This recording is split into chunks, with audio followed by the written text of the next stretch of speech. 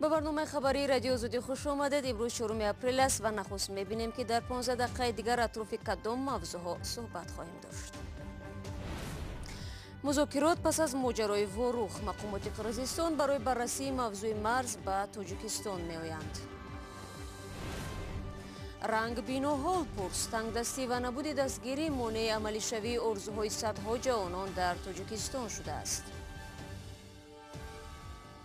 شرط نیست که حتما بچه وزیر بشود، شرط نیست که حتما بچه دپوتات بشود. خب فرزندان دیگران هم هستند.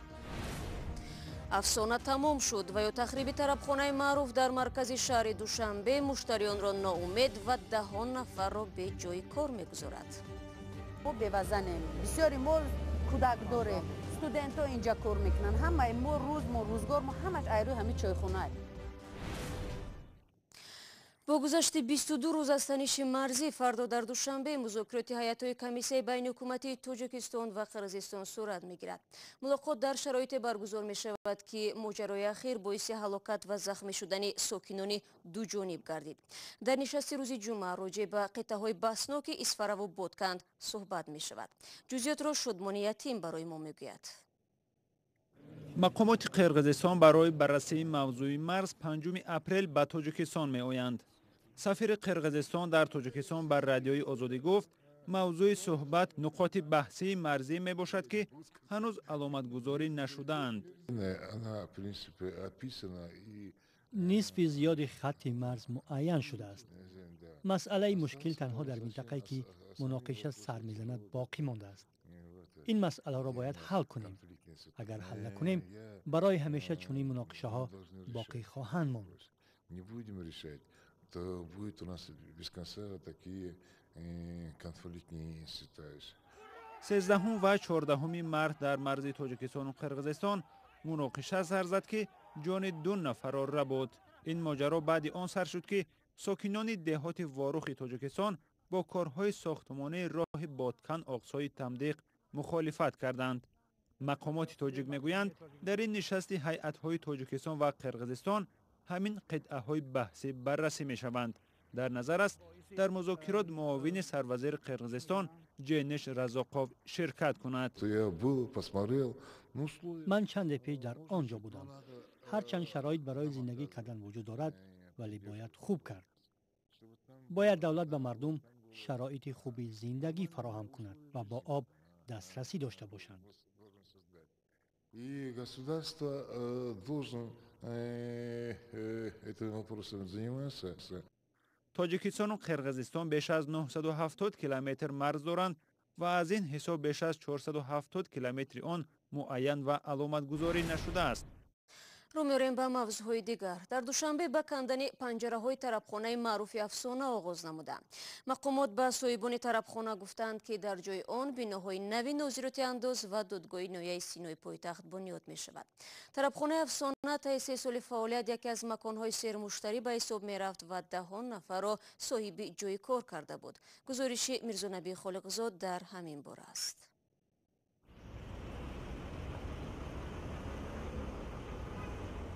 ویران کردن این چایخانه 60 نفر را از جای کار محروم کرد. آنها را آینده ناروشن نگران کرده است. بسیاری اینجا ما بوزنیم، بسیاری ما کودک داریم، استودنت ها اینجا کار میکنن، همه ما روزگار ما همش ایرو همین چایخونه. قهوه‌خانه افسانه در محله 84 شهر دوشنبه جایگیر است.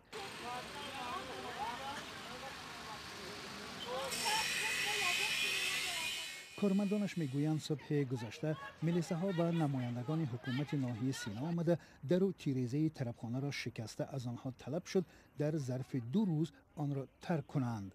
حتی همین حجت ها را تفتیش نکردند، نگفتند که این صاحب ملک دارد، یعنی این چیزو موافقه نکردند و همین پنجره ها رو برطرف کنند.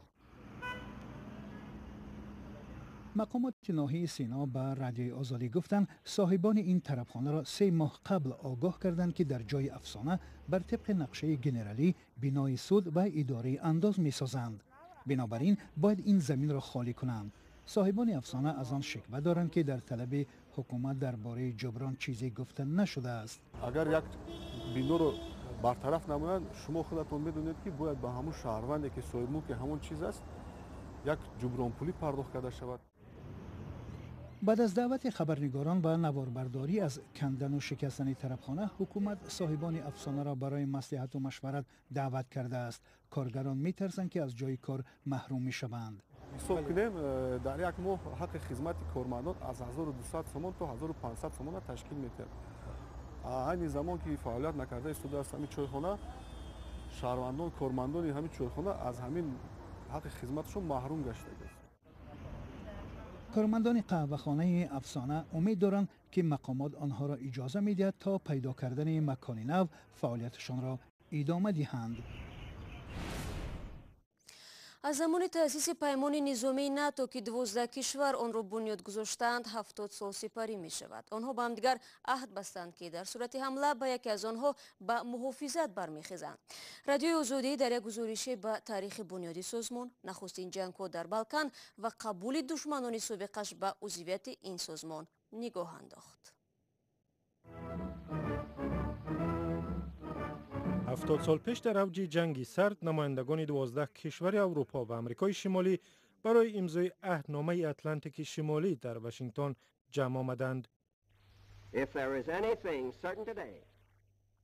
یک چیزی معلوم که حالا هست و در آینده ناگزیر میماند، این عزم مردم سیاره برای آزادی و صلح است. محک عهدنامه بند 5 است که بر اساس آن حمله به یک کشور حمله به تمام اعضای سازمان به حساب می رود.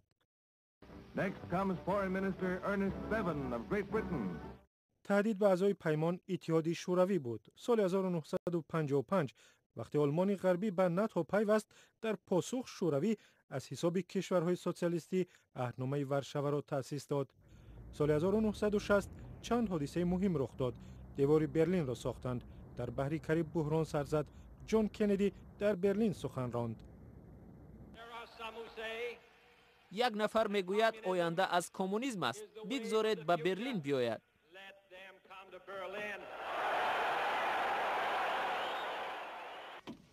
سقوط دیوار برلین در سال 1989 آغاز تغییرات مهم برای ناتو شد. سالهای 90 بالکان گرفتار جنگ داخلی را ناتو محاصره کرد تا آتش آن خاموش شود. سال 1999 بعد نشر ویدیوهای قتل آلبانی‌های کوسوو از طرف نیروهای سلوبودان میلوشویچ، هواپیماهای ناتو قلمرو یوگسلاویا را بمباران کردند. صدها هزار آلبانی نیز بی‌خانمان شدند. اما بند 5 عهدنامه ناتو فقط 11 سپتامبر سال 2001 بعد حمله القاعده به آمریکا عملی شد. نیروهای ناتو به رهبری آمریکا به ضد طالبان و القاعده و دیگر گروه‌های افراطی در افغانستان جنگ اعلام کردند. در 10 سال اخیر پیمان توسعه یافت. قبول هر عضو نو که پیمان را قوی‌تر می‌کرد در مناسبت با روسیه تنش برمی‌انگیخت. ولادیمیر پوتین گسترش ناتو را خطر مستقیم نامید. ناتو حالا 29 عضو دارد و کشورهای دیگری در نوبت هستند. گرجستان در ماموریت‌های ناتو کمک می‌کند و امیدوار است که آن را هم به پیمان قبول می‌کنند. بعد اشغال نیم جزیره کریم و تصرف 2 ولایتش از طرف جدایی طلبان زیر حمایت روسیه، اوکراین تلاش‌ها برای پیوستن به ناتو را سر گرفت. مکدونیای شمالی و بوسنیا و هرزگوین هم مشتاق عضویت در ناتو هستند. در داخل پیمان اختلافات نظر هم هست. رئیس جمهور دونالد ترامپ میگوید ناتو اکثراً به پول آمریکا تکیه میکند.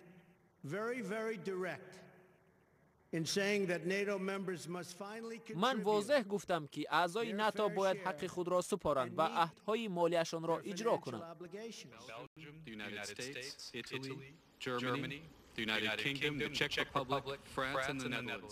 در 70 سال اخیر ناتو از یک پیمان نظامی جنگ سرد به پیمان بین المللی تبدیل شد که در جبهه‌های گوناگون فعالیت می‌کند.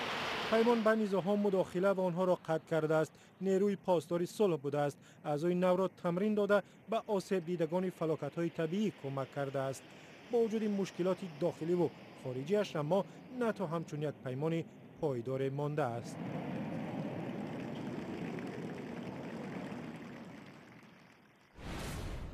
برنامه را ادامه می‌دهیم. از روسیه اخراج شده خرج بازگشت به وطن را نیز می‌پردازید. در روسیه طرح قانونی را تهیه کردند که موافق آن مهاجرانی که از قلمرو این کشور اخراج می‌گردند خرج راهی را به زادگاه از جیب آنها ستانیده می‌شود.